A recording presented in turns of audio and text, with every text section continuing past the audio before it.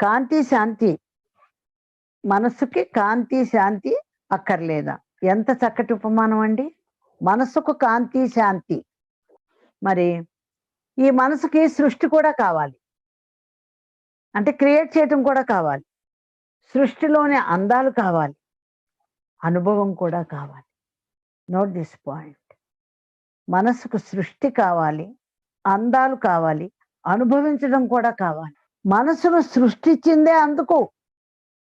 అందాలు చూడటానికి, అందాలు అనుభవించటానికి, అందాలను సృష్టించడానికి. ఎన్నెన్ని కొత్త కొత్త సృష్టి చేస్తున్నారు మనసుతో కాదా? రంగురంగుల పువ్వులు, ఎన్ని రంగురంగుల ఉద్యానవనాలు, ఎంత టెక్నిక్, ప్రపంచం అంతా చూస్తుంటే ఎంత అద్భుతమైన కళలు, శిల్పాలు, పెయింటింగ్లు, నాట్యాలు, ఇవన్నీ దేనితోటి? మనస్సుతోటి కాదా? మనస్సు సృష్టిస్తోంది. ఎవరో ఒక మనస్సు సృష్టించిన దాన్ని, ఆ మనస్సు తీసుకున్న అందాల్ని మనం చూసి అబ్బా ఎంత బాగున్నాయి. కాబట్టి మనస్సుకి సృష్టి కావాలి, అందాలు కావాలి, అనుభవం కావాలి. ఇక అన్నీ కావలసినవి కేవలం మనసుకు మాత్రమే, ఆత్మకు అక్కర్లేదండి ఇవి. ఆత్మకి జ్ఞానం కావాలి, మనసుకి అనుభవం కావాలి. ఇది మర్చిపోయారు. ఆత్మ జ్ఞానం వేరు, మనోధర్మం వేరు. ఇక్కడ మరి మనసుకు మాత్రమే ఇవన్నీ కావాలి. అద్భుతమైన మనసు ఇది.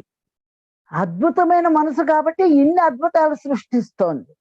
మనసు అద్భుతంగా లేకపోతే అవన్నీ చేయలేదు. ఇంత కళలు సృష్టించి, ఇంత అద్భుతాలు చూసి, ఇంత అనుభవాలు పొంది, ఇంత ఆనందాలు పొందినటువంటి మనస్సు ఎలాంటి వారికి ఉంటుందో తెలుసా? అందరికీ ఉండదండి ఇది. అందరికీ ఇలాంటి మనస్సు ఉండదు.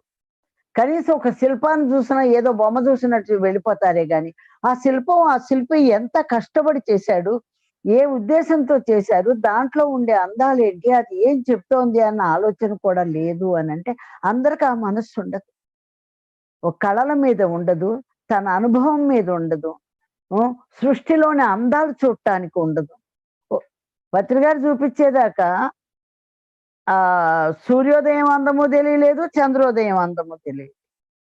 అంటే అంతకు మునుపు ఎన్నోసార్లు చూశాను చంద్రుడిని. అబ్బాయి ఎంత బాగుంది వెన్నెల, అంతే. సూర్యోదయం ఎంత బాగుంది, రంగులు ఎంత బాగుంది, అంతే. కానీ మనసు వికసించిన తర్వాత ఆ అందాలను చూసిన దృష్టి మారిపోతుంది. ఎంత అద్భుతమైన సృష్టికర్త నిర్మాణం అండి అది.